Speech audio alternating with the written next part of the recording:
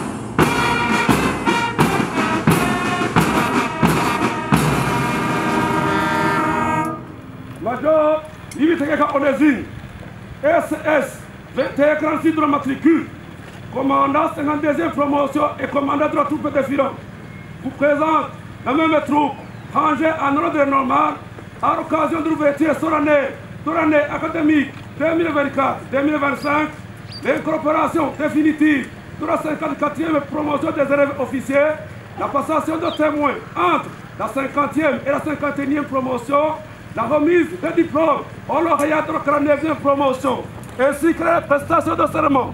Et vous prie, Excellence, Monsieur le Président de la République, de bien pouvoir passer la troupe à revue. À vos ordres, Excellence, Monsieur le Président de la République.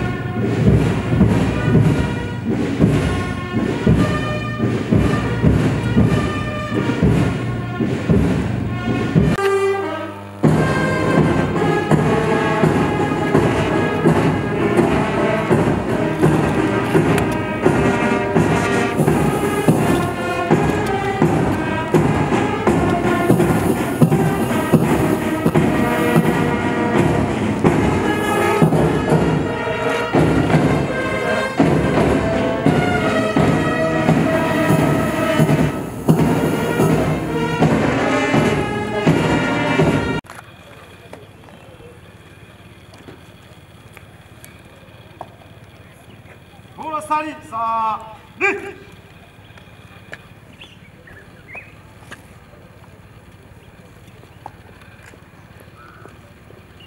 Capitaine Maniaki, SS 2264, c'est de la matricule. Commandant 54e promotion des officiers à l'ISCAM. vous présente la même promotion prête pour l'incorporation définitive. À vos ordres, Excellences, Monsieur le Président de la République. Rien à vos ordres, Excellences, Monsieur le Président de la République.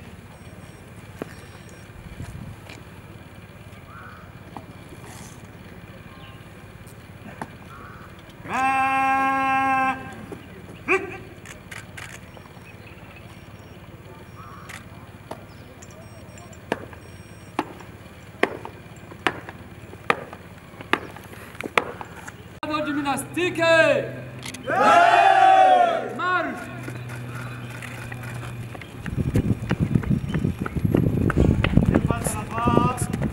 Bouge! Rosari!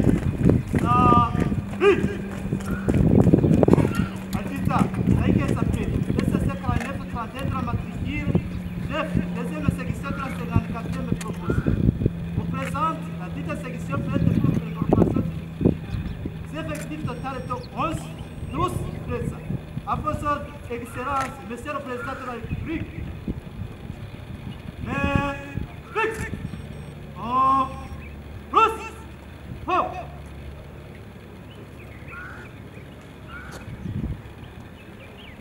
C'est un candidat officiel, mesdames et mesdames.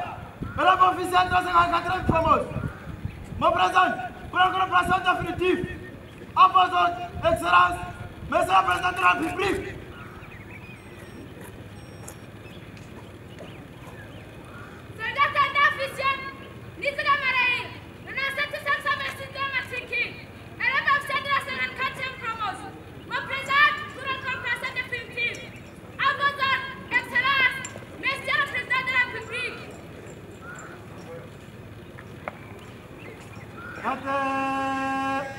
Fou!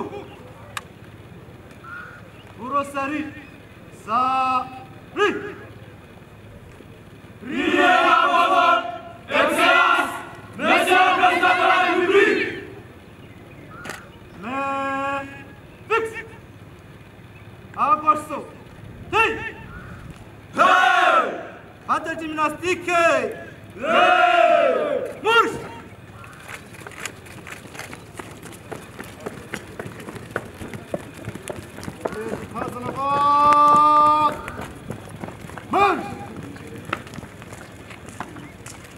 Rosari,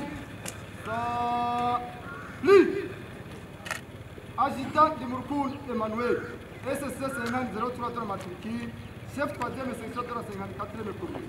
Vous présente la dite section prête pour l'incorporation définitive. Si l'effectif est total de 11, tous présents. À vos ordres, Excellence, Monsieur le Président de la République. Fixe! As! Po! C'est le candidat officiel du Guiranet Zakeri, 97 396 de la matricule, élevé officier de la 54e promotion. Me présente pour l'incorporation définitive. À vos ordres, Excellence, Monsieur le Président de la République.